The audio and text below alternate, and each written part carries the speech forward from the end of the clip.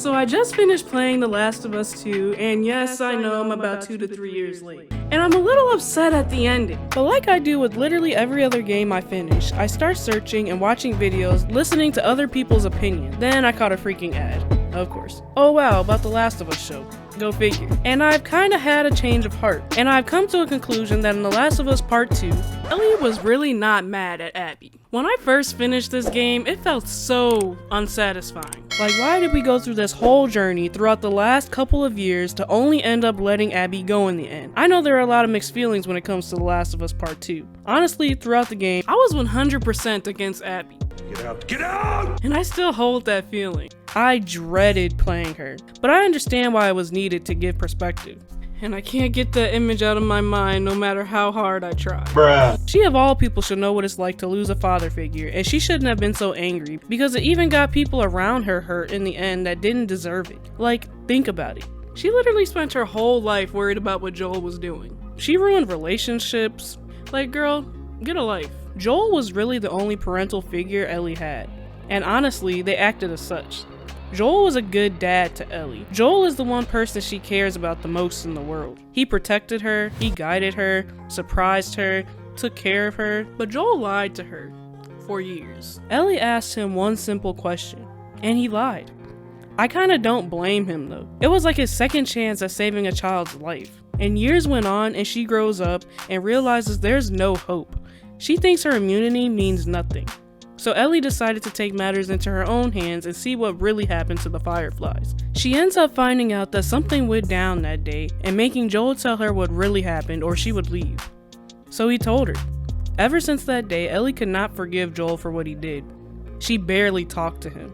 Until one night after they had a huge fight. But later on that day, she admitted to Joel that she wanted to forgive him. Unfortunately, he died the next day. Unfortunately, Ellie saw his brutality and everyone who partaked in the matter. And she was going to make them pay, especially Abby. And anyone who was getting in between them was going down. Long story short, Ellie tracked her and attempted to kill her, and in the end it ended up biting her in the butt. Throughout this whole journey, Ellie continuously doubts her actions, and it really hit her when she killed a pregnant lady. She wasn't satisfied though because it still wasn't the one she wanted, which was Abby. But Abby showed up and beat Ellie so badly it almost ended her. Lev actually was the one who convinced Abby not to follow through with it. It's always so funny to me because you literally already killed like hundreds of people even coming here, but you can't do like this one last one. But I digress. When Ellie goes to carry on with her life, she can't. She always felt guilty for being happy, and the thought of Abby possibly doing this to more people haunts her. All she sees is Joel laying on that ground lifeless. She definitely has some severe PTSD. Tommy comes with the lead on where Abby is, and although Ellie is content in her life right now, she can't let the situation go. In her mind, she has to make things right.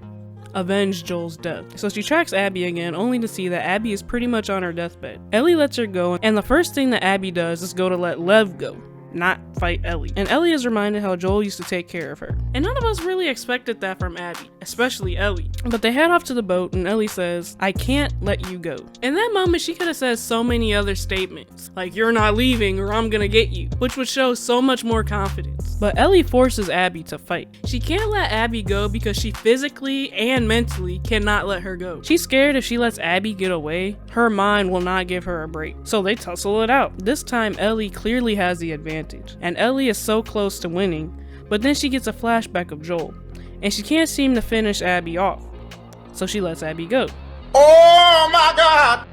And starts sobbing on the ground. Probably partially because Abby bit off her fingers. That's unfortunate.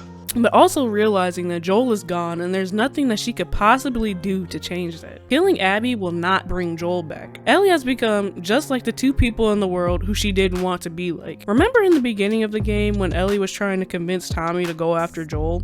She stated Joel would be halfway to Seattle by now. And that's because he would. And things would probably get worse and worse after the fact. This whole time, Ellie was realizing that she was not mad at Abby.